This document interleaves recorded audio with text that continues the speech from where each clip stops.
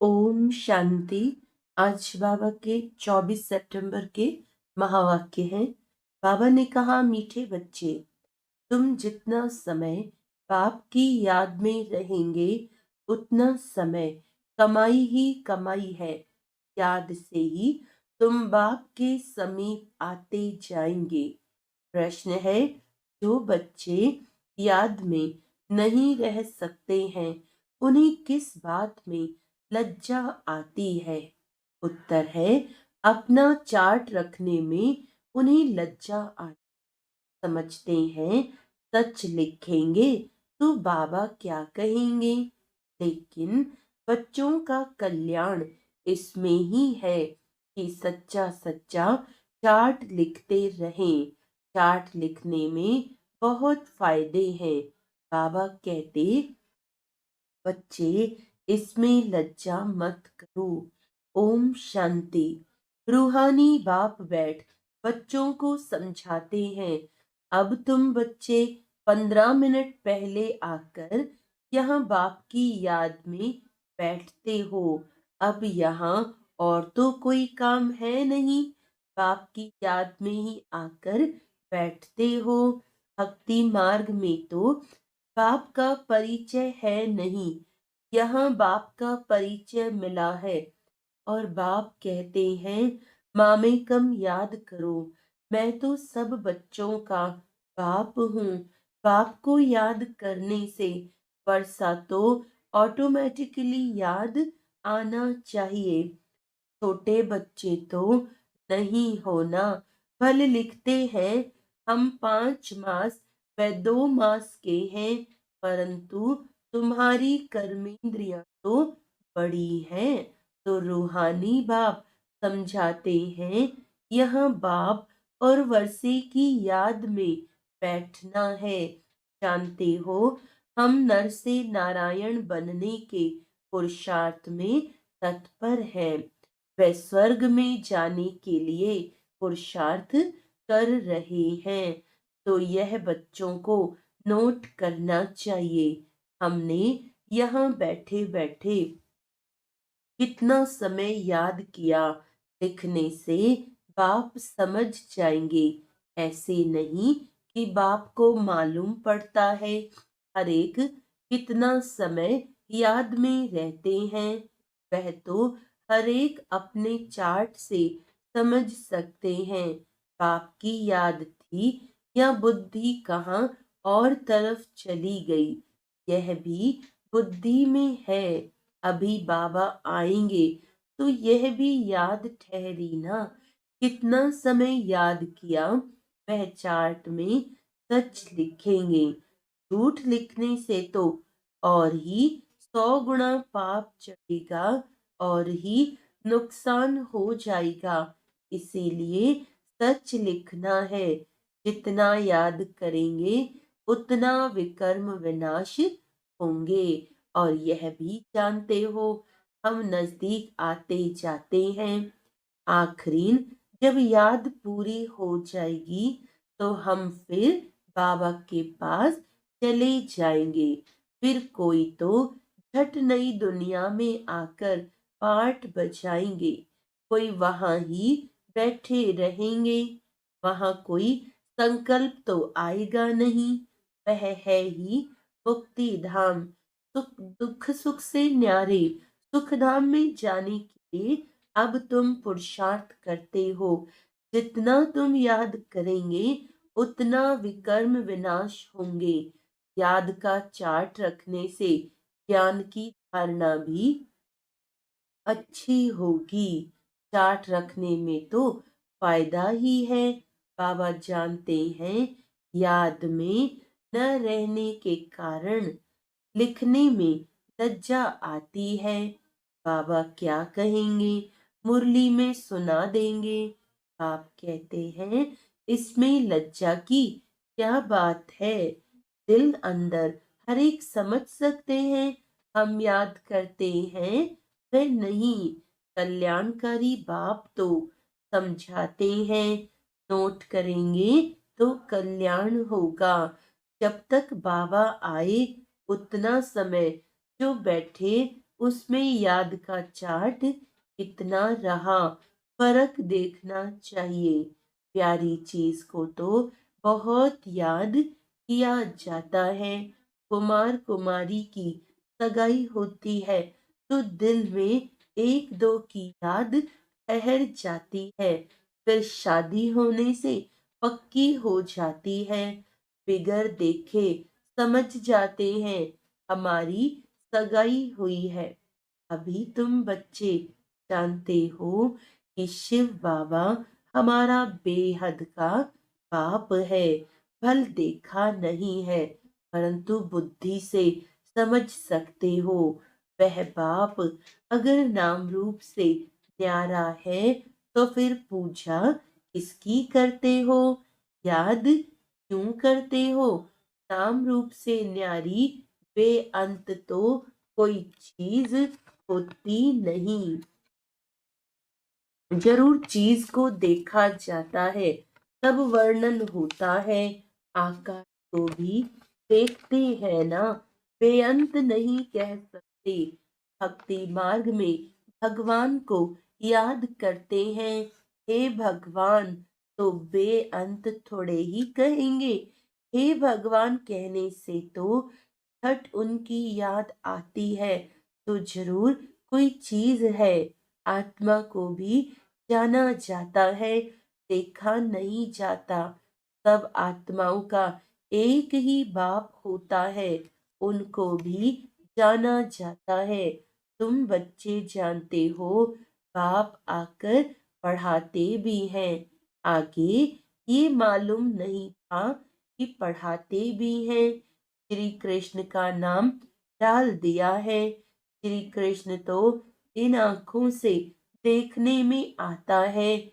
उनके लिए तो बेअंत नाम रूप से न्यारा कह ना सके। श्री कृष्ण तो कभी कहेंगे नहीं माँ में कम याद करो।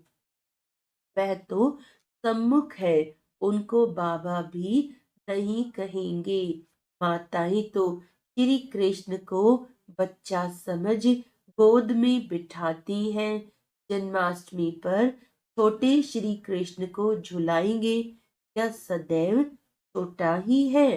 फिर रास विलास भी करते हैं तो जरूर थोड़ा बड़ा हुआ, फिर उनसे बड़ा हुआ, फिर क्या हुआ, कहाँ गया, इसको भी पता नहीं। सदैव छोटा शरीर तो नहीं होगा ना, कुछ भी ख्याल नहीं करते हैं। ये पूजा आदि की रस्म चली आती है, ज्ञान तो कोई में है नहीं। दिखाते हैं श्री कृष्ण ने कंसपुरी में जन्म लिया। अब कंसपुरी की तो बात ही नहीं, कोई का भी विचार नहीं चलता। भक्त लोग तो कहेंगे श्री कृष्ण हाजरा हजूर है।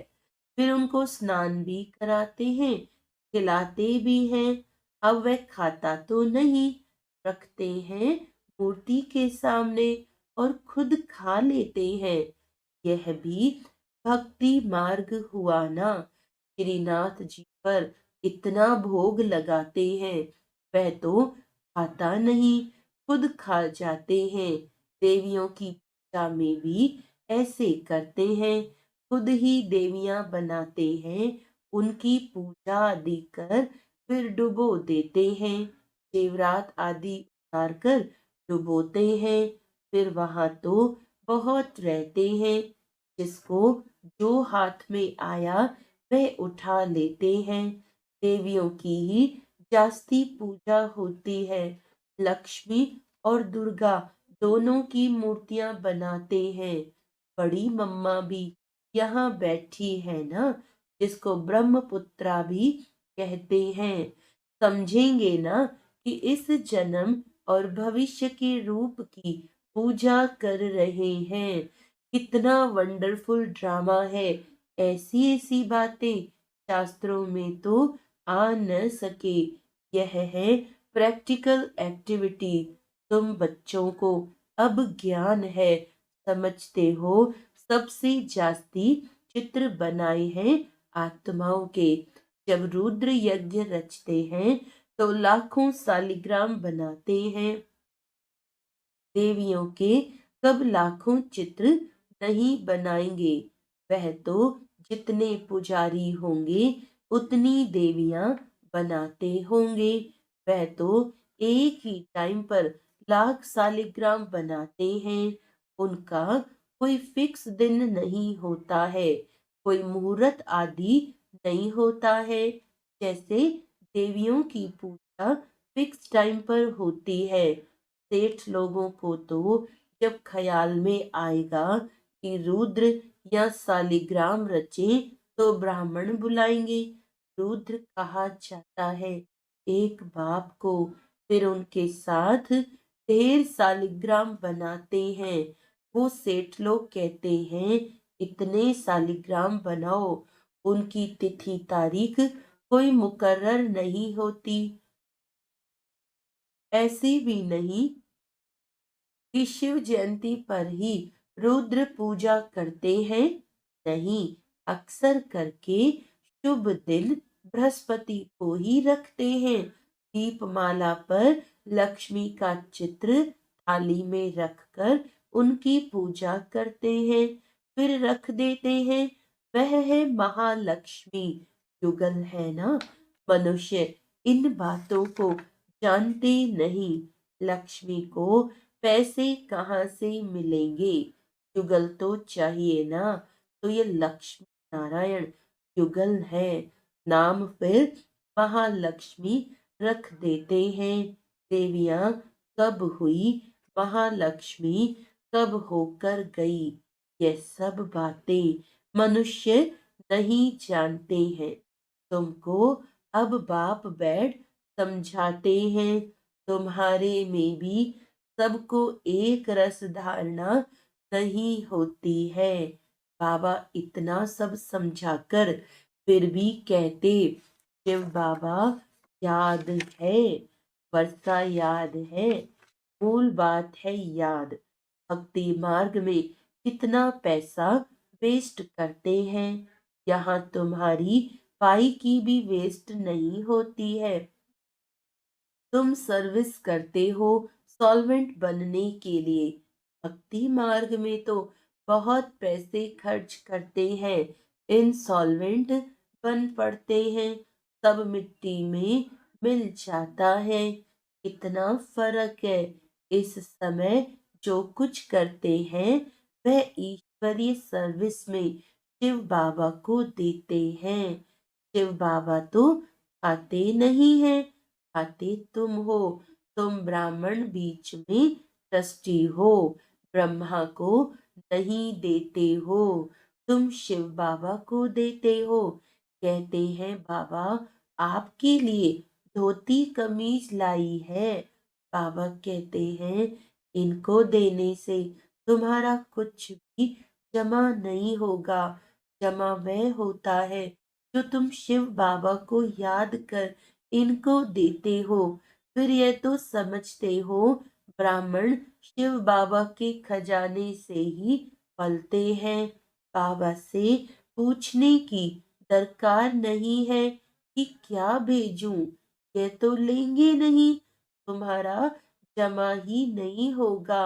अगर ब्रह्मा को याद किया तो ब्रह्मा को तो लेना है शिव बाबा के खजाने से, तो शिव बाबा ही याद पड़ेगा।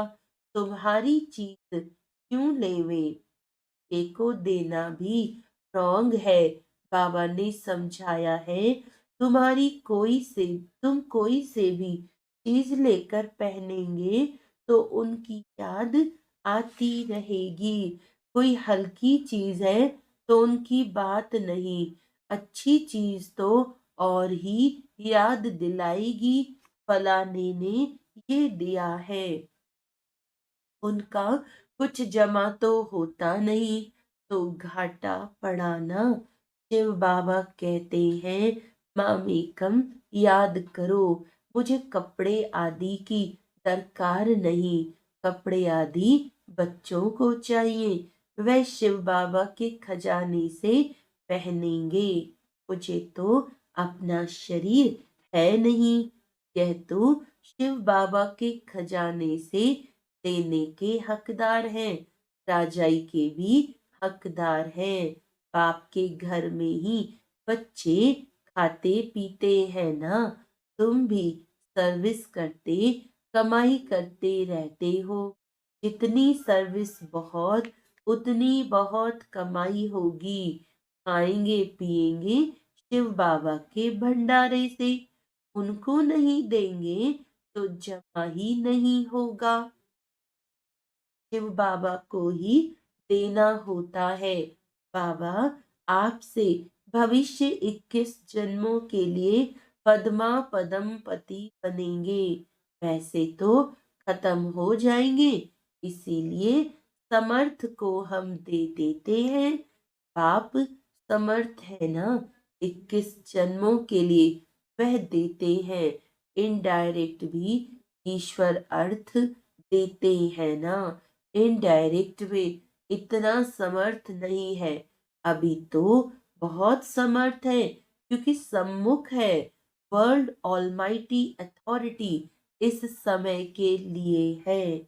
अर्थ ईश्वर अर्थ कुछ दान पुण्य करते हैं तो अल्पकाल के लिए कुछ मिल जाता है।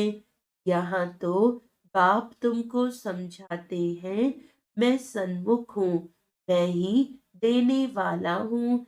इसने भी शिव बाबा को सब कुछ देकर सारे विश्व की बादशाही ले ली ना। ये भी जानते हो, इस व्यक्त का ही अव्यक्त रूप में साक्षात्कार होता है। इनमें शिव बाबा आकर बच्चों से बात करते हैं। कभी भी ये ख्याल नहीं करना चाहिए हम मनुष्य से लेवें। बोलो शिव बाबा के भंडारे में भेज दो। इनको देने से तो कुछ नहीं मिलेगा और ही घाटा पड़ जाएगा। गरीब होंगे करके 3-4 रुपए की कोई चीज तुमको देंगे। इनसे तो शिव बाबा के भंडारे में डालने से पदम हो जाएगा। अपने को घाटा थोड़े ही डालना है। पूजा अक्सर देवियों की ही होती है, क्योंकि तुम देवियां ही खास निमित्त बनती हो ज्ञान देने के लिए।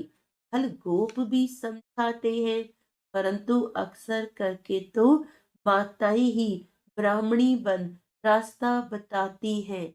इसीलिए देवियों का नाम जास्ती है। देवियों की बहुत पूजा होती है।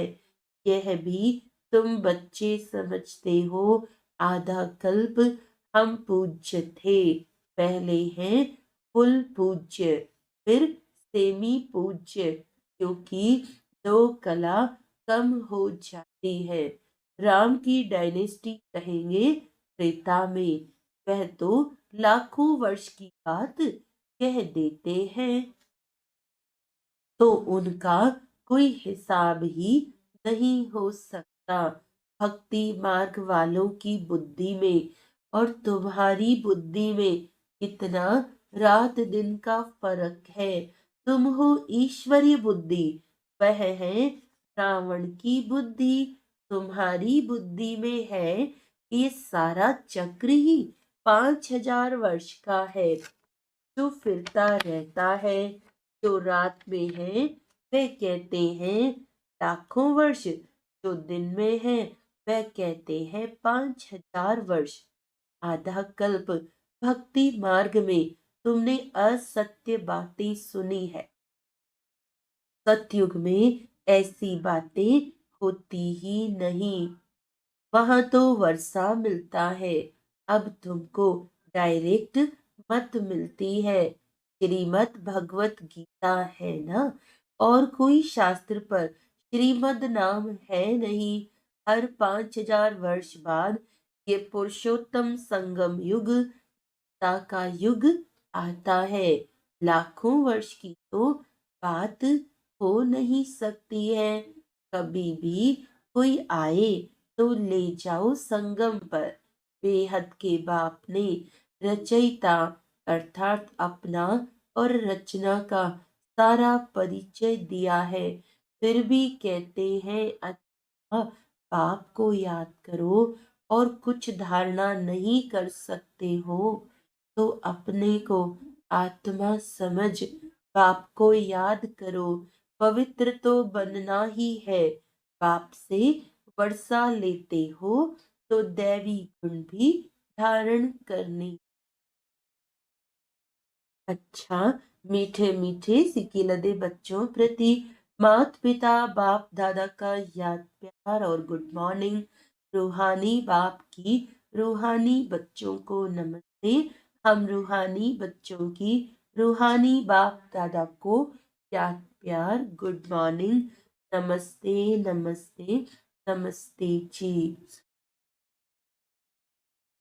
धारणा के लिए मुख्य सार है 21 जन्मों के लिए पद्मों की कमाई जमा करने के लिए डायरेक्ट ईश्वरीय सेवा में सब कुछ सफल करना है। ट्रस्टी बन शिव बाबा के नाम पर सेवा करनी है। याद में जितना समय बैठते उतना समय बुद्धि कहाँ कहाँ गई यह चेक करना है। अपना सच्चा सच्चा पोता मेल रखना है। नर से नारायण बनने के लिए बाप और वर्षे की याद में रहना है। वरदान है विस्मृति की दुनिया से निकल स्मृति स्वरूप रह हीरो पार्ट बजाने वाले विशेष आत्मा भव। ये संगम युग स्मृति का युग है और कलयुग विस्मृति का युग है। आप सब विस्मृति की दुनिया से निकल आए। जो स्मृति स्वरूप है वही हीरो पार्ट बजाने वाली विशेष आत्मा है। इस समय डबल हीरो हो, एक हीरे समान वैल्यूबल बने हो, दूसरा हीरो पार्ट है। तो यही दिल का गीत सदा बजता रहे कि वाह मेरा श्रेष्ठ भाग्य। जैसे देह का ऑक्यूपेशन याद रहता है ऐसे ये अविनाशी ऑक्यूपेशन कि मैं श्रेष्ठ आत्मा हूँ याद रहे तब कहेंगे विशेष आत्मा। स्लोगन है हिम्मत का पहला कदम आगे बढ़ाओ तो बाप की संपूर्ण मदद मिलेगी। हिम्मत का पहला कदम बढ़ाओ तो बाप की संपूर्ण मदद मिलेगी। अच्छा, आज का अव्यक्त इशारा है कई बच्चे बहुत अच्छे पुरुषार्थी हैं लेकिन पुरुषार्थ करते करते कहाँ कहाँ पुरुषार्थ अच्छा करने के बाद प्रारब्ध यहाँ ही भोगने की इच्छा रखते हैं। ये भोगने की इच्छा जमा होने में कमी कर देती है। इसीलिए प्रारब्ध की इच्छा को खत्म कर सिर्फ अच्छा पुरुषार्थ करो। इच्छा के बजाय अच्छा शब्द याद रखो। अच्छा, ओम शांति।